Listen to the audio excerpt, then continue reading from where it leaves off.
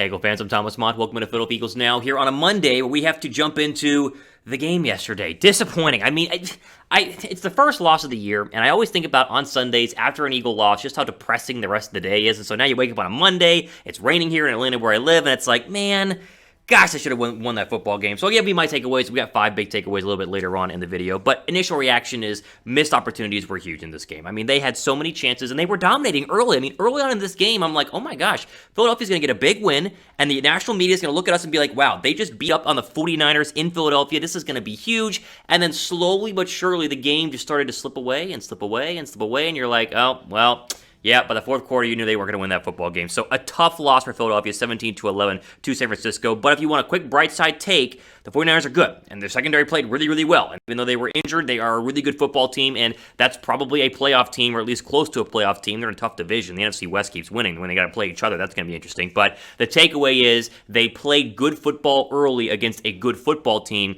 had some internal mistakes. They can fix that. I think Philadelphia is going to be obviously just fine. We'll get into my big takeaways here in 1 second. First, though, pin comment down below. Grade the Eagles' Week 2 performance. Give me your grade. I know I'm going to give it like I want to give it a B-, but I think C+ is more appropriate. Like the first half was an A-. The second half was like a D-, so you kind of average that up. I'll go for C+, but give me your grade down below right now in the pin comment. Now, the first takeaway we have to talk about this is Brandon Graham's injury. It's not officially official, like the report is. It's not officially out yet, but he's blown his Achilles. I mean, the Achilles did pop. That is basically all but officially confirmed. As I just mentioned, he'll be done for the year, and this is a very... I mean, it's a tough injury to come back from. I mean, we might never see Brandon Graham out there again at the level that he had been playing at over the past couple of years. Remember, this is a guy who not only is the heart and soul of this defense, not the heart and soul of the team, he also is a guy who has missed one game in the past 3 years. Extremely consistent. So the Eagles losing Brandon Graham is probably the biggest blow, even worse than actually losing the football game, because this is a huge loss and a big reshuffle for an Eagle team that had been healthy. They'd missed the injury bug throughout training camp, week 1, no issues, and so here's your first big injury of the year. It happens to every single team. It stinks it has to have happened to BG, but it is at a place of depth. Now, the depth has got to play better. We'll talk about that a little bit later on, but at least they are deep at a position. You remember they signed Josh Sweat this weekend to a new contract, so he'll be there for the next 3 or 4 years. They added Ryan Kerrigan to a 1-year deal in the offseason. Derek Barnett is still out there, so it is one of their deeper positions. If an injury had to happen to a key player, it's a lot better here than, say, Lane Johnson, or a lot better here than, say, Devontae Smith, but still, this is a brutal, brutal injury for Philadelphia, and this will be very much wide felt for the remainder of the year. Not having the BG leadership on the field is going to be tough. He's going to be leading, though, hopefully from the sideline. Brandon Brooks is a chest injury. We must mention this. No details have come out on exactly what a chest injury is. You saw the injury happen. He kind of started grabbing here. Is it a rib? But if it was a rib, they'd say rib, but they say chest. So we'll keep an eye on this. More details on this later on in the week. Follow me on Twitter at @RealThomasMott for updates. But, excuse me, Landon Dickerson did come in and play.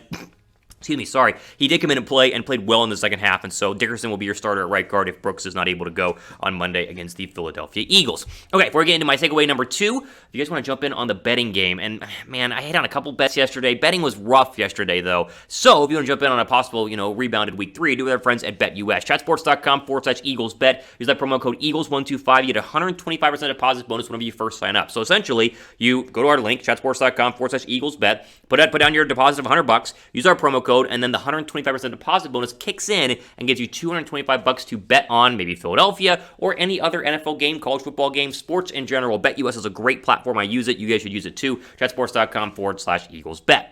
Okay, biggest takeaways. It's takeaway number 2, but the biggest one is that missed opportunities doom Philadelphia. I mean, it should have been 17-0. I mean, let's think about this. So the Quez Watkins catch and run of 91 yards was fantastic. A great play design. Watkins shows the speed. Had he scored and not been tackled at the 6-yard line, they might have won that football game. So that's one big missed opportunity. Then all the goal line issues, you have first and goal from the 1, then you back up with a penalty, then you get pass interference on Josh Norman, you get first and goal at the 1 again. The fact they did not score a point on that drive was extremely damaging, extremely dooming for Philadelphia going forward. Then, talk about a blocked field goal. That had some major ramifications. And then I even go to the Trey Sermon fumble where he gets hit on the head, where you have to call the penalty to protect the player, and I understand that. But Kayvon Wallace would have hit him, like, right about the chest or lower leg had Trey Sermon not initiated by going down below and then losing the football. Had they gotten that fumble, I mean, that could have been a big opportunity that they could have gotten back. And then, we just mentioned, obviously, you have to go ahead and talk about the drop 2 interceptions that Jimmy Garoppolo would have thrown. A lot of missed opportunities for the Philadelphia Eagles.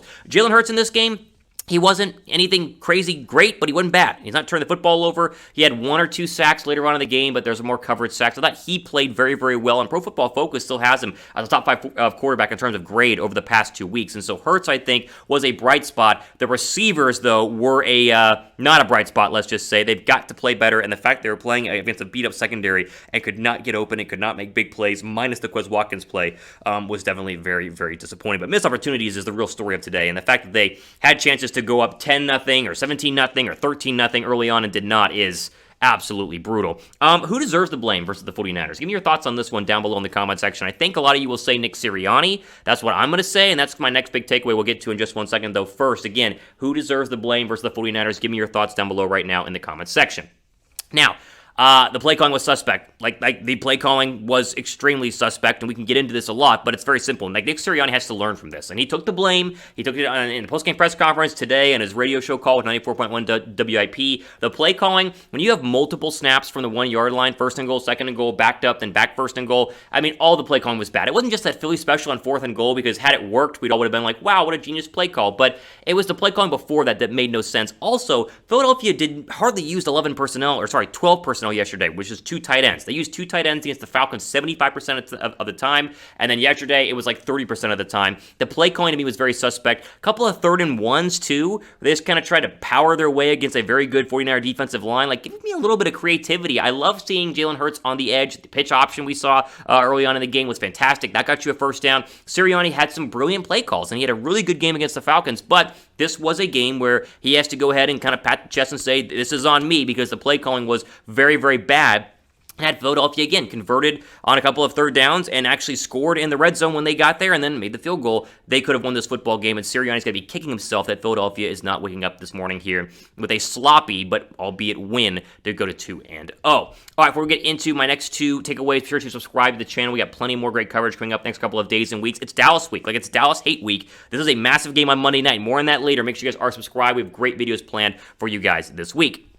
Okay, we mentioned earlier Brandon Graham is hurt, and the defensive line has some depth to it, but where's the pass rush? Like, I know it's a good 49er offensive line. Did they even get Jimmy Garoppolo once in that game? Did they even get close? I see nothing from Ryan Kerrigan. Ryan Kerrigan is supposed to be, albeit old, but a good rotational pass rusher. Absolutely nothing. Josh Sweat just signed a new deal. Sweat hasn't done much the first 2 games. And Derek Barnett, I mean, the terrible penalty later on in that football game is horrible, but he's done nothing from a pass rushing perspective. And let's be honest, Fletcher Cox has 1 sack in his last 6 games. He's still playing well, but the only good defensive lineman right now really is Javon Hargrave. The rest are struggling to get to the pass rusher, and we mentioned Josh Sweat. The guy just got a brand new deal. He's going to have to play even more with Brandon Graham being out. He's got to be better. I mean, I need to see some sacks. Like, Fletcher Cox and Javon Hargrave, the sacks don't mean everything because they're clogging the middle and they're creating, interior pressure. But on the outside, Barnett and Sweat and Kerrigan, we need to get some numbers down here because Philadelphia should be getting a lot of sacks, and they had a lot late against Atlanta, but they had very little pressure against what is a good O-line, but still Jimmy Garoppolo